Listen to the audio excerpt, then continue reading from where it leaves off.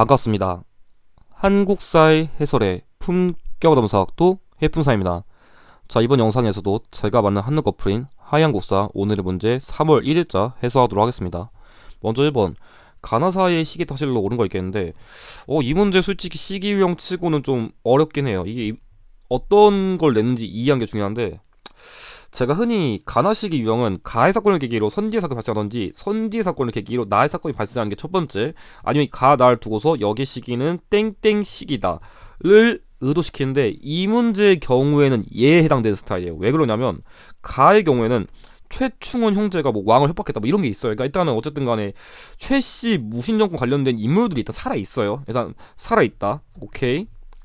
근데 나의 경우에는 유경이 최의를 죽였다고 하는데 얘가 중요하거든요. 뭐냐면 사실 무신정권 파트 이렇게까지 깊게 안 공부했어가지고 좀 파악하기 어렵을 것 같은데, 이 최의란 인물은 최씨 무신정권의 마지막 인물이에요. 뭐 그래서 여러분들 이걸 이해하시는 게 중요했거든요. 뭐 당시 뭐 김준이라던가 뭐 이무경 이런 인물들이 있는데, 이 최이란 인물이 최충원 정권의 마지막 인물이란 거 보고서 그럼 여기 사위에 있는 시기는 최씨 무신 정권이랑 관련된 역사적 사실을 고르는 게 이 문제의 의도였어요. 그래서 1번 같은 경우 애초에 무신 정권 시기도 안 맞고 2번도 이미 무신 정권 시기가 종료된 거죠. 그러니까 얘는 이전, 얘는 이후고, 4번, 5번은 걸렸으면은 지금 최충원이 나왔으니까 이 조이총의 난이 발생한 건 이의방 정권, 그리고 김보당의 난도 공통적으로 이의방 정권이에요. 그러니까 얘네는 또 최충원보단 이전에 집권했던 인물이 있었을 때 역사 사실이니까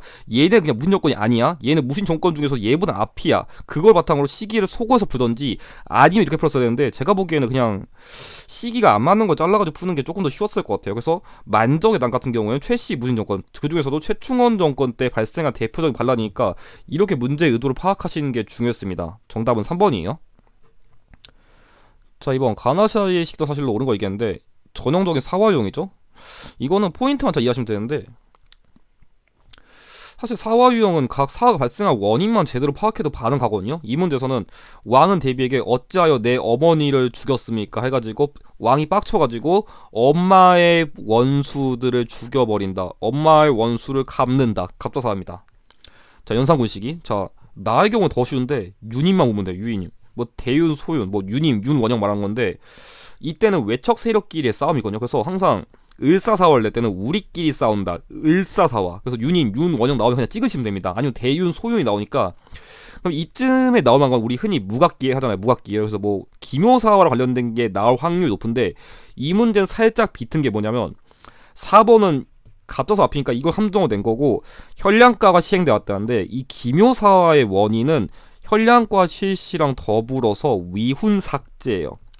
그러니까 훈구파 입장에서 자신들의 그 밥그릇 자른 거, 살인파 등용하지, 자신들 공 받은 거, 그러니까 뭐 지금은 지금 이렇게 비하면 안 맞긴 한데 국가유공자, 그러니까 국가유공자도 다른 개념이긴 한데 어쨌든 간에 그런 혜택 같은 걸 받는 것들을 없애버리는 거, 그런 것 때문에 조광조를 견제하기 위해서 기묘사를 일으킨 거예요. 그래서 이 두 개를 계기로 기묘사 발생했었다, 그걸 좀 간접적으로 낸 선지다 라고 이해하시는 게 필요했습니다. 정답은 3번이에요 3번, 가에 들어갈 내용으로 옳은 걸 얘기했는데, 이 문제는 쉬운 거니까 바로 들어갈게요. 자, 이 문제는 제가 만든 문제인데, 윽군과 삼노란 지배자가 나오면 크게 옥저나 동해가 될 수 있거든요. 그럼 이 갖다 아직 모른단 말이에요. 제가 그래서 힌트 하나 더 넣었는데, 다른 부족의 경계에 침범하면 소나 말로 배상하는 거는 동해의 풍습인 책화입니다. 그래서 제가 이 문제 의도한 거는 일부러 3번 선지를 함정을 넣었거든요. 이것만 갖다 푸는 게 아니라 키워드를 종합적으로 보는지 못 보는지 체크하려고 넣은 거고, 그래서 3번 골랐으면 키워드 단편적 보신 거고, 제대로 이과에 봤으면 특산물로 단과반이라는 게 동해의 특산물이다, 이것만 파악했으면 이 문제는 쉽게 풀 수 있었습니다. 정답은 4번이에요 4번, 가 승려에 대한 설명 옳은 거 얘기했는데, 이 문제도 제가 만든 문제이거든요. 이거는 제가 고대시대 승려 유형에서 조금 난이도를 어렵게 만들면은 어떻게 될지를 조금 의도하고 싶어서 낸 문제인데, 일단 진평왕, 솔직히 거의 모를 거예요. 솔직히 잘 안 나오는 왕이긴 하거든요. 근데 이 문제에서는 수나라에게 군사를 요청하는 글, 걸사표, 얘를 아는 게 중요했어요. 그러니까 제가 사실 이 문제는 걸사표를 알면 풀고 아니면 못 풀긴 했어요. 원강입니다. 원강. 사실 의상이나 원효만 내가지고 원강을 잘 모를 수 있는데 이거 그냥 걸사표를 알면 이거 푸는 거고 아니면 못 풀었어요. 일심사상이나 화생사상은 원효고요. 세속옥에 제시한 게 원강의 그리고 화랑도의 그 규율, 뭐 세속옥의 그러니까 뭐 살생유택, 교우이신 이런 것도 언급한 거기 때문에 정답은 2번이 되고요. 3번 유식의 교율 담은 해신빌경설 저술한 건 원칙이고요. 자, 해동고승전을 편찬한 건 각훈이고요. 관음신화 강조한 건 의상이기 때문에 정답은 2번이 됩니다. 자, 5번 다음 읽고 물에 답하시오. 가라 군사조직이 만들어진 순서대로 옳게 나오라고 얘기했는데, 자, 이 문제 직전 회차 문제인데 가장 지금까지 나왔던 통합사 문제 중에서 난이도가 진짜 까다로운 문제예요. 아마 제가 보기에 2회차 때 이거 오답률 100% 탑3 안에 들었을 거예요. 진짜 어려운 문제였는데 볼게요. 자, 8제는 적금서당, 9제는 청금서당이라는데 말 그대로 청금서당이 마지막이거든요. 그러니까 땡땡 서당인데 9개의 서당이 있다. 구서당이에요. 그러니까 이거 뭐냐면 통일신라 신문왕 때 군사 조직인데 이 당시 뭐 고구려, 백제, 뭐 신라, 뭐 여러 가지 뭐 유목민족 이렇게 섞여가지고 뭐 고구려는 빨간색, 뭐 백제는 파란색 이런 식으로 그러니까 뭐 그런 색깔이란 거 아닌데 예를 들면은 각 국가마다 이게 옷깃색을 다르게 해가지고 군사 조직을 만든 거예요 중앙군으로. 그래서 구서당 그러니까 이 서당 보고서 구서당을 파악하는 게 중요했고요. 나의 경우에는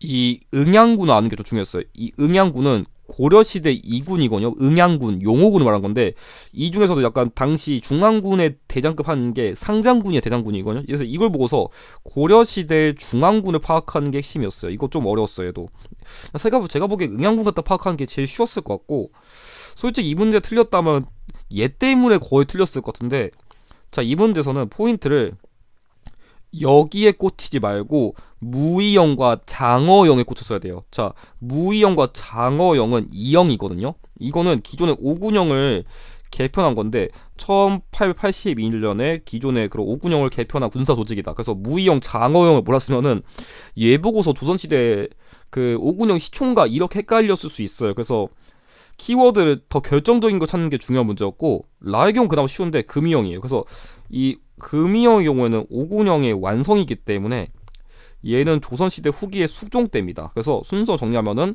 통일신라, 고려, 숙종, 그리고 계양기 때문에 가나 라다가 돼가지고 2번이 됩니다. 자, 그럼 이것으로 오늘의 문제 해설을 마치도록 하겠습니다. 영상의 내용이 도움이 되셨다면 좋아요와 구독을 부탁드립니다. 감사합니다.